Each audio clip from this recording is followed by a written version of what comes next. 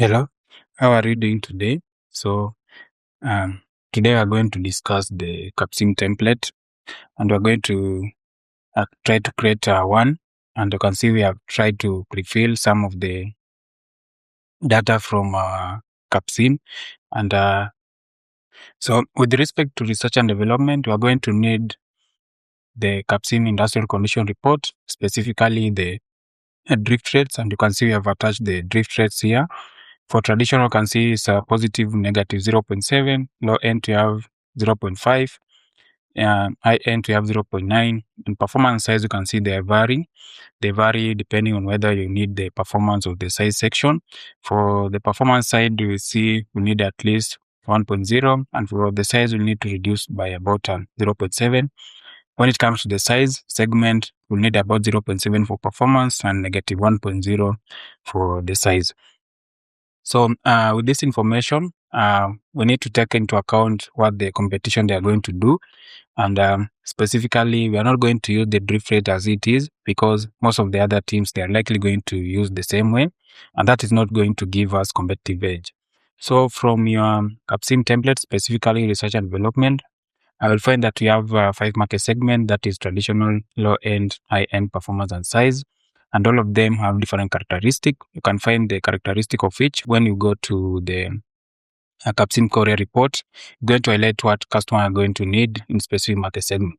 So for this one, or in general, customer are expecting that the sensor they are going to sell, they need to have a better performance, and they're going to be small in size compared to the previous version. And that's why we have the drift rates. And for the traditional, we can see for us to get the new value, we have said that we're not going to use the 0.7 that is provided because it's not going to give us competitive edge. Therefore, we're going to take into account the competition, and that's why you can see we're going to increase by 0.8 instead. That is for the performance.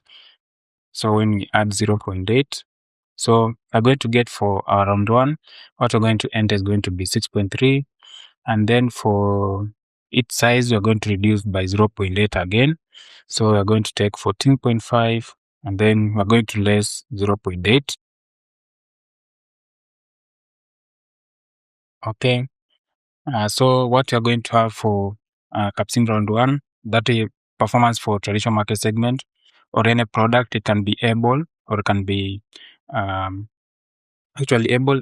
I'm not clear about other industry or other company because you have several company. Depends with the one you have, but the values they are going to remain the same regardless of the company. So, for example, you can have Airy, you can have Ferris, you can have Baldwin, or even Chester. But for our case, this is general. And that's why we have not indicated the name. We are still using traditional. For traditional, if you are, for example, your Andrew company, traditional product usually is able. So therefore, its performance for round one is going to be 6.3 and its size is going to be 13.7.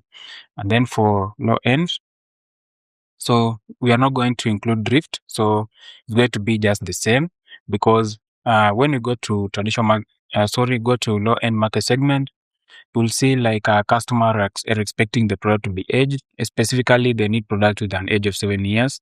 But when you change the performance and size, you're not going to attain that 7 years. That's the reason why currently we are not going to change anything.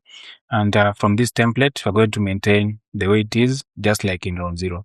So when we go to high end, you can see from the difference, they're saying that we go with 0.9 because of the very huge amount of time this product needs to make changes. So we're not going to change much. So we're just going to use that drift of 0.9.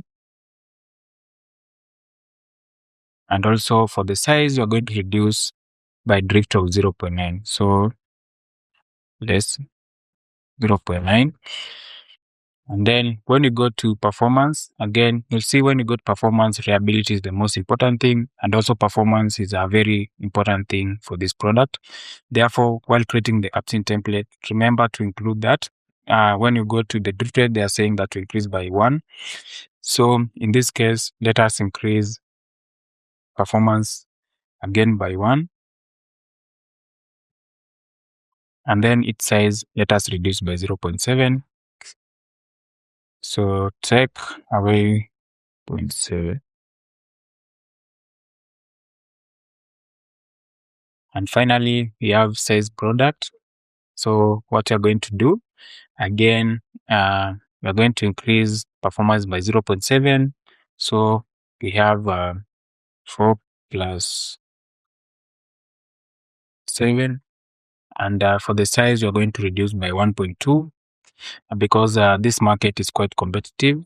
And that's the reason why we're reducing its size by 1.2. So these are the values that we're going to add in your Capsim. So just to make it quite appealing or also very easy for you to notice what you're going to enter, let us give it a green background. So you replace the values that we have here. These are the values that you are going to take from your Capsim R&D section. This one in yellow background, and you're going to replace those with the one that currently we have with the blue background. So because these values need to have one decimal place, let us just correct that.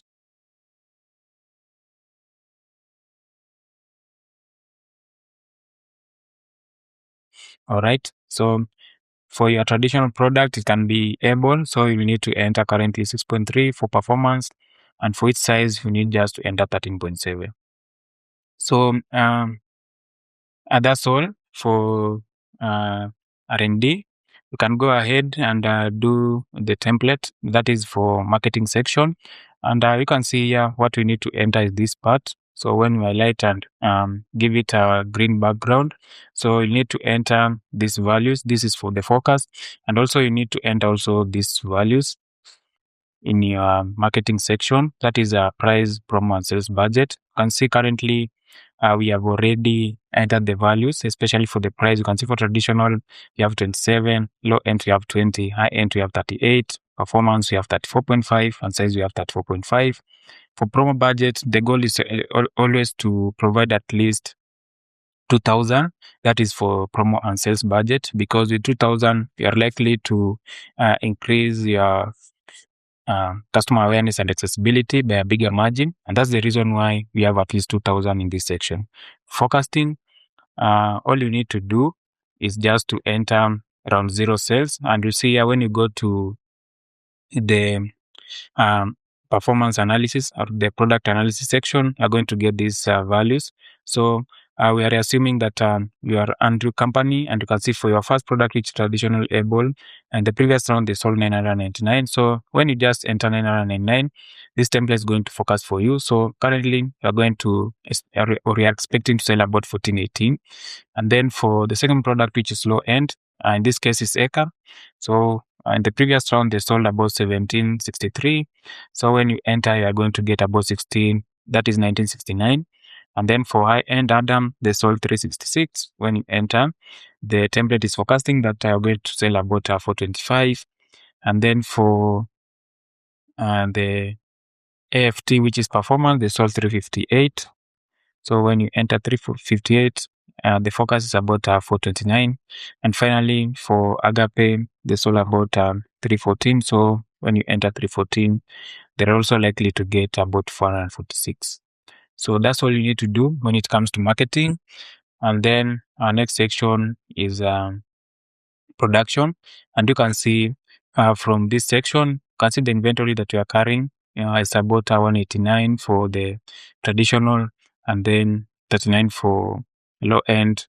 We have Echo in this case, which is high end 40, and then performance we have 78, and size we have 62. So with this value, we need to calculate the production schedule. And the first thing that we need, because we already have forecast, we just take the forecast and we're going to subtract the inventory that you are carrying. So currently we are going to produce about 1229 for the traditional product. And then for the second product,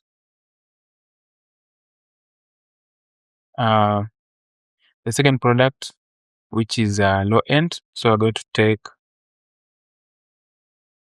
1969, and then we're going to subtract. So we get 1930. That's what you're going to produce. and then the that product high end, we have 425. So you take 425 and then you subtract 40, get what you need to produce in the current round. And then the next one, we have 429. So you take 429 minus 78, you get 351. And finally, you will take 446. And then you're going to subtract 62 to get 384. So for production capacity, from this section of this screenshot, you can see currently we have a facility capacity for the first product is 1800. You do not need that much. So what you need to do is just sell about 800 for the first product. For the second one, you can leave the way it is. And then for high end, we have 900. We do not need that much. So you can just sell 350. And then for the rest of the two products that we have, you can just leave them 0. So for automation rating, the money that we have gotten from selling the part of the capacity that we have, we can use it to increase the capacity that we have. So for traditional, you can increase to 7. And then low end can go with the 9. And then the rest. And that's all you need to do when it comes to production. And that's all you need to do for this round while creating the Capsim Excel template. And then for long-term debt, the maximum that you can issue or you can get is about 1894. So we'll take the maximum. And then stock also are going to issue the maximum, which should be around 13700. And also are going to borrow about 2000.